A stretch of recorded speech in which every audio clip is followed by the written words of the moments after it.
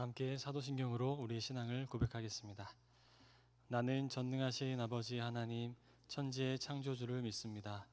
나는 그의 유일하신 아들 우리 주 예수 그리스도를 믿습니다. 그는 성령으로 잉태되어 동정녀 마리아에게서 나시고 본디오 빌라도에게 고난을 받아 십자가에 못 박혀 죽으시고 장사된 지 사흘 만에 죽은 자 가운데서 다시 살아나셨으며 하늘에 오르시어 전능하신 아버지 하나님 우편에 앉아 계시다가 거기로부터 살아있는 자와 죽은 자를 심판하러 오십니다. 나는 성령을 믿으며 거룩한 공교회와 성도의 교제와 죄를 용서받는 것과 몸의 부활과 영생을 믿습니다. 아멘. 네, 찬송가 429장 함께 찬양하겠습니다.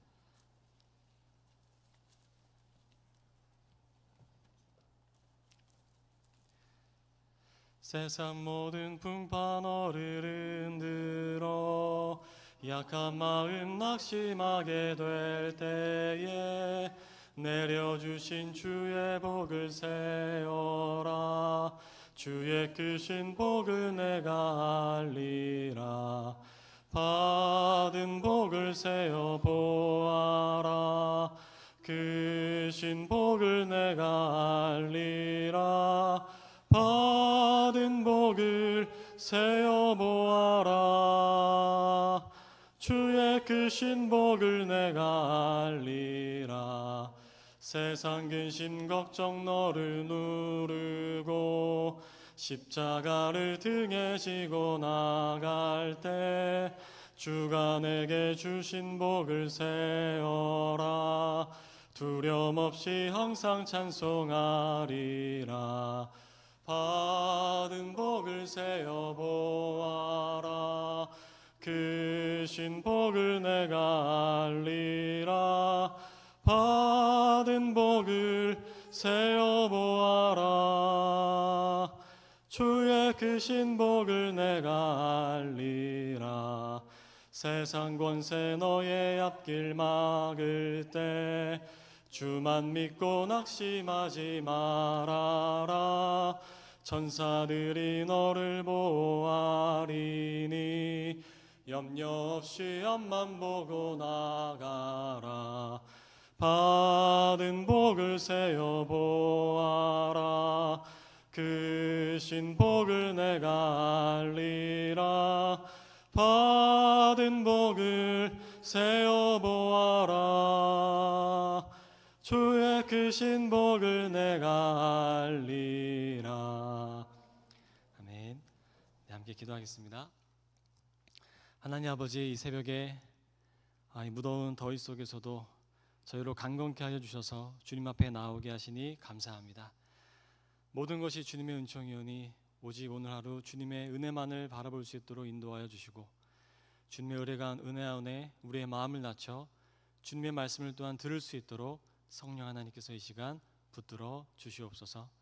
모든 것을 주님께 온전히 맡겨드리며 예수님의 이름으로 기도합니다. 아멘. 네, 오늘 함께 나눌 말씀은 신약성경 디도서 3장 1절에서 7절까지의 말씀입니다.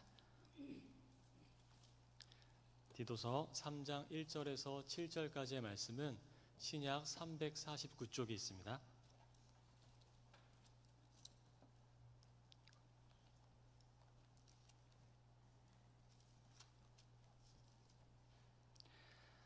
우리 함께 교독하여 읽겠습니다. 너는 그들로 하여금 통치자들과 권세 잡은 자들에게 복종하며 순종하며 모든 선한 일 행하기를 준비하게 하며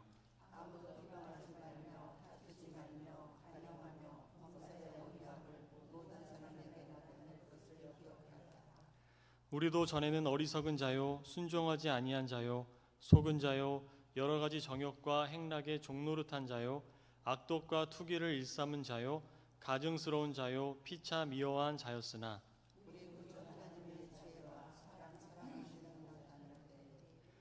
우리를 구원하시되 우리가 행한 바 의로운 행위로 말미암지 아니하고 오직 그의 긍휼하심을 따라 중생의 씻음과 성령의 새롭게 하심으로 하셨나니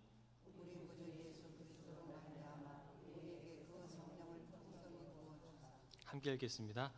우리로 그의 은혜를 힘입어 의롭다 하심을 얻어 영생의 소망을 따라 상속자가 되게 하려 하심이라.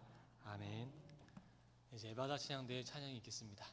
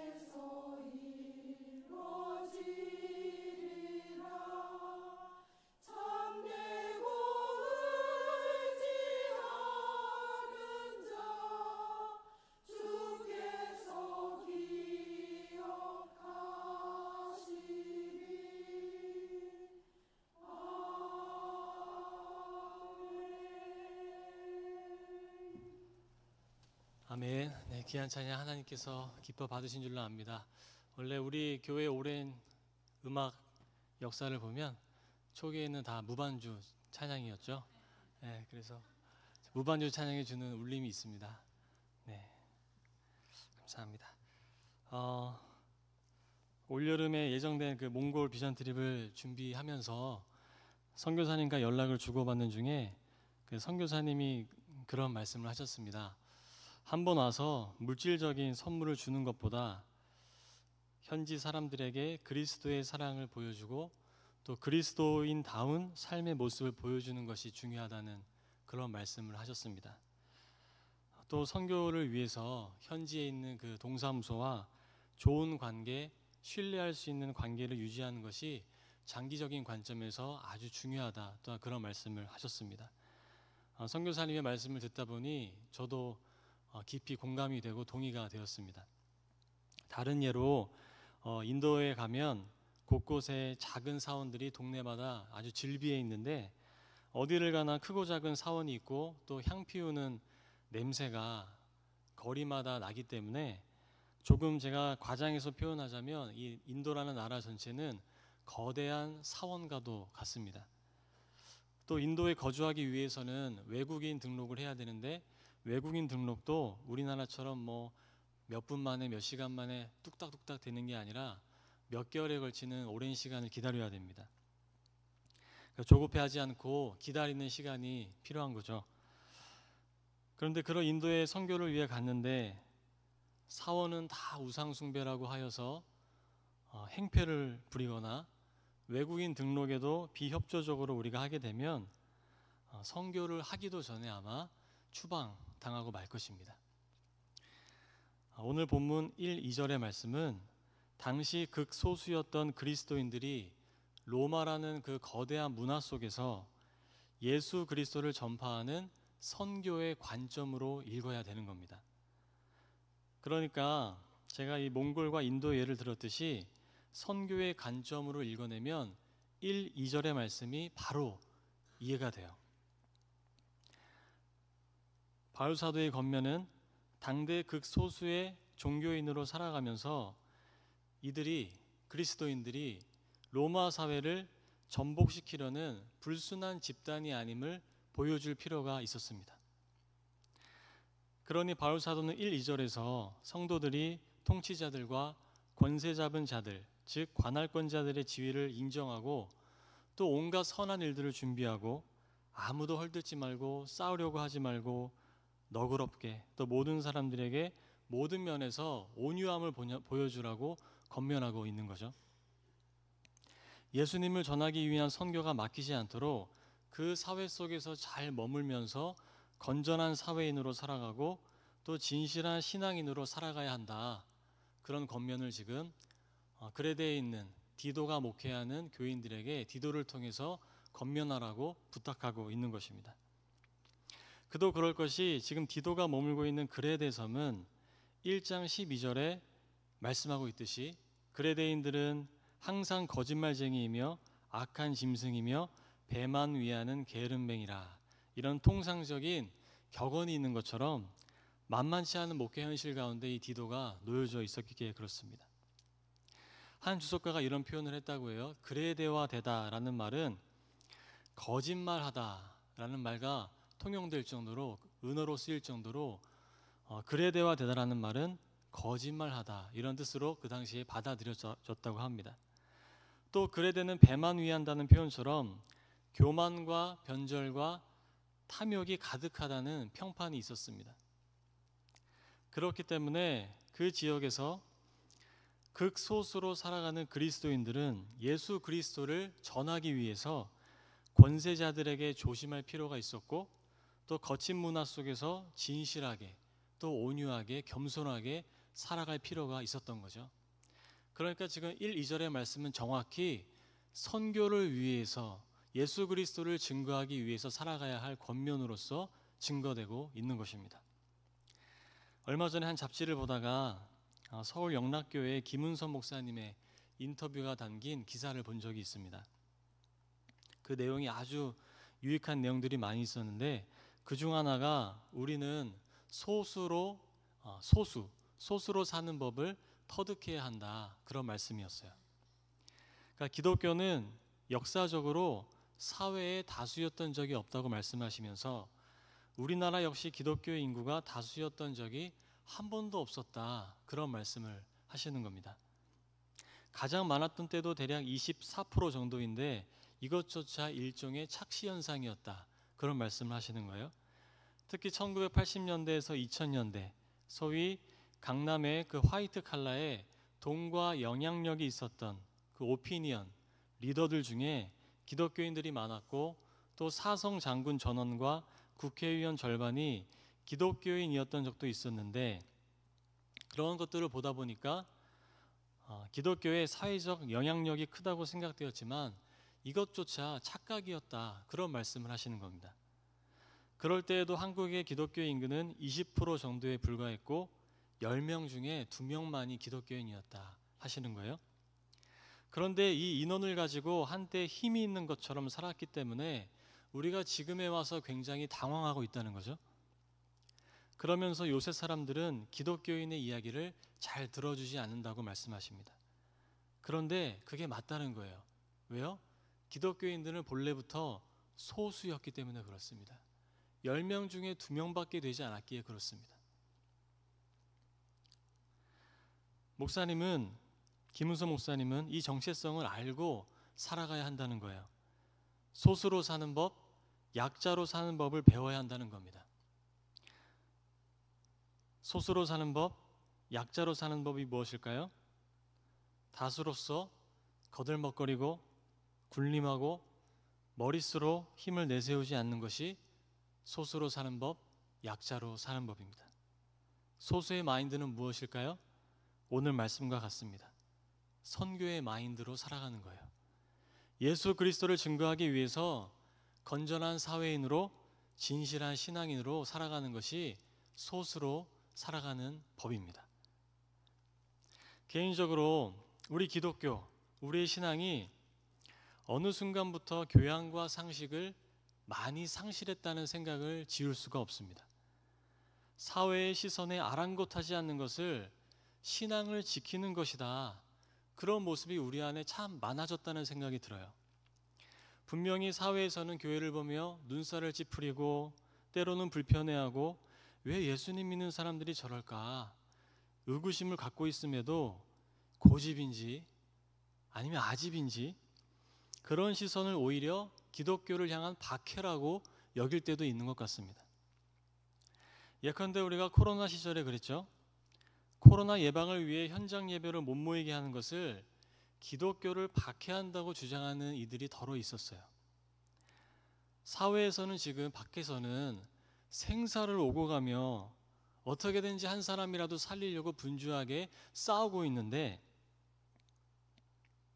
일부 교회는 예배를 못 모이게 한다고 기독교를 향한 박해라고 현장 예배를 강행하다가 결국엔 문제를 일으켰습니다. 여러분, 그런 교회의 모습을 보면 일반 시민들이 어떻게 생각했을까요? 와, 저들은 정말 신앙이 좋구나, 그렇게 생각했을까요? 전혀 아니죠. 그런 아집을 신앙이나 여기는 이들을 보며 교양과 상식이 있는 사람들이다라고 생각을 했을까요? 그렇게 생각하기는 어렵죠. 과거에 비해 오히려 신앙을 더 협소하고 편협하게 이해하고 있다는 생각을 오히려 지울 수가 없습니다. 그리스도인으로 살아간다는 건 우리 사회의 교양과 상식을 절대로 무시하지 않습니다. 이 사회의 교양과 상식에 오히려 민감하여서 겸손과 온유의 신앙을 가지고 내게 주어진 삶을 묵묵히 살아내는 것만큼 예수 그리스도를 증거하는 선교를 위해 중요한 것이 없기에 그렇습니다. 그런데 그런 선교 행위는요, 단지 사람들에게 보여주기 위한 요식 행위나 선교 전략 정도가 아니에요. 3절에서 바울 사도는 우리가 본래 어떤 사람이었는지를 다시 일깨워주고 있습니다. 3절의 말씀을 제가 읽겠습니다. 우리도 전에는 어리석고 순종하지 아니하고 미혹을 당하고 온갖 정욕과 향락의 종노릇하고 악의와 시기심을 가지고 살고 남에게 미움을 받고 서로 미워하면서 살았습니다. 이게 무슨 말씀인가요? 선교의 마인드를 가지고 살아갈 때 우리가 만나는 이들을 함부로 무시하거나 정죄하지 않고 우리가 전에 어떤 사람이었는지를 기억하며 그런 이들을 대해야 한다는 것입니다. 여러분, 겸손과 온유는 어디에서 비롯될까요? 우리의 도덕적이며 윤리적인 의지나 또한 그런 삶을 통해 우리는 겸손과 온유를 습득할 수 있을까요? 본질적으로는 그렇지가 않습니다. 겸손과 온유는 하나님 앞에서 내가 철두철미하게 죄인임을 깨달을 때에만 우리 안에 생겨나기 시작하는 거예요. 자신의 죄됨으로 인해 괴로워하고 이불을 뒤집어 쓰고 쓰디쓴 눈물 흘리는 밤이 깊어질수록 내 안에 진실한 겸손과 온유가 자리 잡기 시작하는 거지, 어떤 나의 도덕성, 윤리성으로 겸손과 온유가 내 안에 자리 잡아가는 것, 그거는 한계에 부딪히고 맙니다. 그러니 바울 사도는 우리가 어떤 사람이었는지를 기억하라는 거예요. 우리 역시 어리석고 순종하지 않고 미혹을 당하고 온갖 정욕과 향락의 종노릇하고 악의와 시기심을 가지고 살고 남에게 미움을 받고 서로 미워하며 살 바로 그때의 4절의 말씀을 따라 우리 주 하나님의 자비와 사랑하심이 그때 나타나셔서 우리를 구원하셨다는 겁니다. 5절 말씀에 따라 그 구원은 절대로 우리의 의로운 행위가 아니라 오직 주님의 긍휼하심을 따라 중생의 씻음, 즉 세례와 성령의 새롭게 하심으로 된 것이라는 겁니다. 또한 7절에 따라 우리가 감히 하나님의 상속자가 된 것은 우리 구주 예수 그리스도로 인하여 성령을 한없이 우리에게 부어주셔서 오직 주님이 주시는 은혜를 힘입어서 영생의 소망을 갖게 됐기에 그렇습니다. 우리에게는 티끌만큼도 그리스도인으로 하나님의 자녀로 살 자격이 없다는 것, 그것을 철저히 자각하여서 이 세상을 섬기고 예수 그리스도를 전하는 거예요. 그것이 밑바탕이 돼야 되는 겁니다. 선교는 이런 바탕 위에서 이루어져 가는 겁니다. 세상은 이런 자각이 없어요. 세상은 경쟁하고 성취하고 일을 해내고 결과를 얻어내는 일에만 몰두하면 됩니다. 굳이 내가 죄인이라는 자각은 상대방으로 하여금 약점의 빌미를 제공할 뿐이에요. 그러나 하나님 나라의 일은 내가 죄인임을 자각하는 은총을 입은 이들을 통해서 이루어져 가는 겁니다. 바울사도 역시 그랬죠. 바울사도 역시 이 은총을 통해서 하나님의 부르심을 받아 이방인을 위한 선교사가 되었습니다. 베드로 역시 자기 확신이 깨어지고 자신에게는 예수님을 사랑한 능력이 없음을 자각했을 때야 비로소 예수님의 양을 치는 사명이 주어졌어요. 하나님의 나라의 방식은 이 거친 세상의 방식과는 전혀 다릅니다. 상대방과 경쟁하여 누군가의 실패와 패배를 담보로 성공과 승리를 쟁취하는 게 아니고, 하나님의 나라는 내게는 자랑할 것이 아무것도 없기 때문에 예수 그리스도 안에서 서로를 관용하고 긍휼히 여기는 방식으로만 하나님의 나라는 이루어져 가는 겁니다. 그래서 이 바울 사도께서 권세자들에게 순종하고 다투지 말고 온유하게 살아가라고 권면하는 이유는 거친 그레데의 현실과는 다른 하나님 나라의 삶의 방식을 보여줌으로써 온전히 예수 그리스도를 전하기 위함에 있는 겁니다. 주님의 사랑받는 교회 여러분, 우리 모두는 일상을 살아가는 일상의 선교사이죠. 우리는 다 선교사들로 일상을 살아가고 있습니다.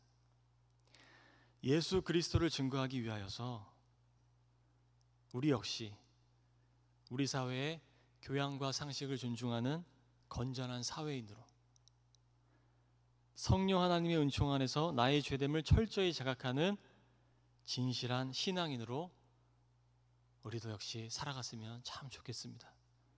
그래서 우리를 보면 사회인으로서 참 잘 살아가고 있구나, 정직하구나, 진실하구나, 저분을 보니 예수 그리스도가 정말 느껴지는구나, 그런 모습이 우리 안에 가득했으면 정말로 좋겠습니다. 그런 귀한 하루를 살아내시기를 예수님의 이름으로 축복합니다. 이제 다 함께 말씀을 기억하며 고요히 기도할 텐데요, 주님이 증거하는 선교를 위해서 진실한 신앙인으로 살아갈 수 있도록, 건전한 사회인으로 오늘 하루를 살아갈 수 있도록 우리 침묵 가운데 기도하겠습니다.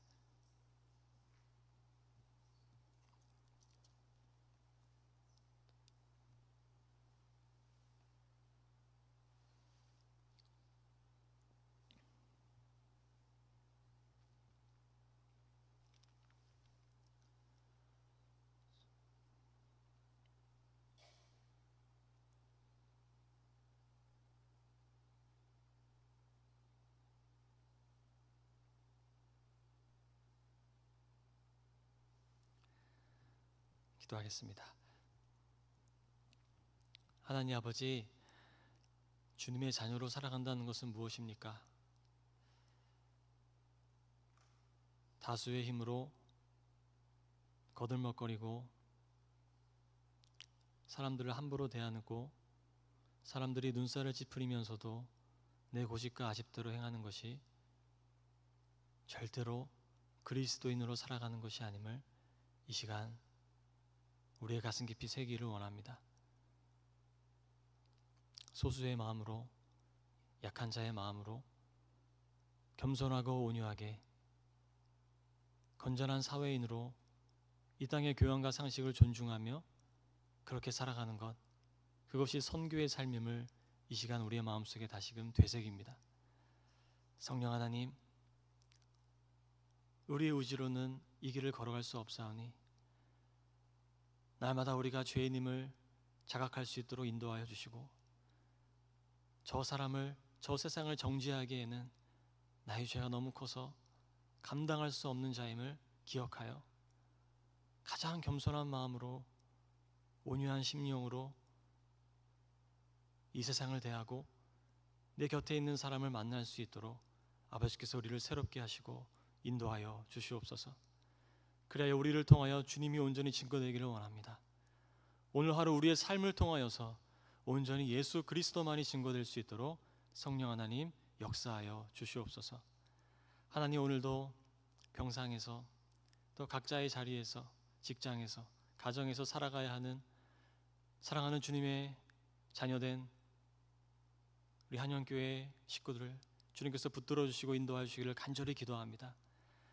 하나님, 기도할 수 없는 자리에서 성령 하나님 탄식하며 기도하시는 것을 잊지 않도록 도와주시고, 우리의 직장에서, 가정에서 주님의 진실된 자녀로 살아갈 수 있도록 오늘도 붙들어 주셔서 오직 주님께서 인도하시는 그 길을 따라 걸어가는 귀한 한 날이 될 수 있도록 주님이 붙들어 주시고 인도하여 주옵소서. 하나님께 우리의 모든 삶을 온전히 맡겨드리며 예수님의 이름으로 기도합니다. 아멘. 하늘에 계신 우리 아버지, 아버지의 이름을 거룩하게 하시며 아버지의 나라가 오게 하시며 아버지의 뜻이 하늘에서와 같이 땅에서도 이루어지게 하소서. 오늘 우리에게 일용할 양식을 주시고 우리가 우리에게 잘못한 사람을 용서하여 준 것 같이 우리 죄를 용서하여 주시고 우리를 시험에 빠지지 않게 하시고 악에서 구하소서. 나라와 권능과 영광이 영원히 아버지의 것입니다. 아멘.